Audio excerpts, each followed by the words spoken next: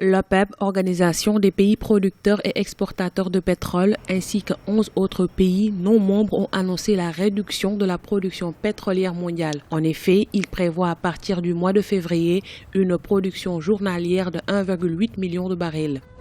Quel sera l'impact de cette mesure sur l'économie des pays africains producteurs si l'on sait que l'activité économique a ralenti en Afrique subsaharienne avec en moyenne une croissance du PIB de l'ordre de 3% en 2015 contre 4,5% en 2014. Une mauvaise performance que l'on attribue à l'effondrement des cours des matières premières, en particulier ceux du pétrole qui ont chuté de 67% entre juin 2015 et décembre 2016. Il faut dire que la mesure dont la mise en œuvre est annoncée pour le mois de février 2017 est la concrétisation d'une promesse qui avait été faite déjà au sommet informel de l'OPEP tenu à Alger en octobre de l'année dernière. Que cela se passe aujourd'hui, ce serait une très bonne chose pour l'économie africaine, cette réduction d'un peu plus d'1 million de barils par jour.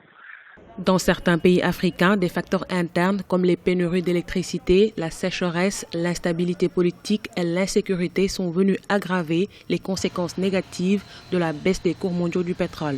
En revanche, l'embellie économique s'est poursuivie dans d'autres pays qui affichent des indicateurs macroéconomiques positifs. C'est le cas du Kenya, du Rwanda ou encore du Cameroun qui ont su diversifier leur activité économique.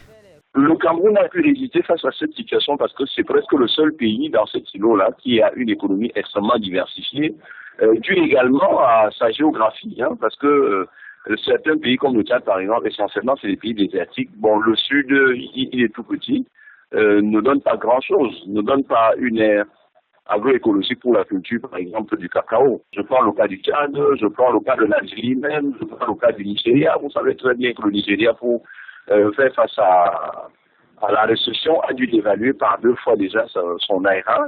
Rappelons que la Guinée équatoriale, troisième producteur de pétrole en Afrique, a annoncé officiellement son souhait de rejoindre l'OPEP en 2017.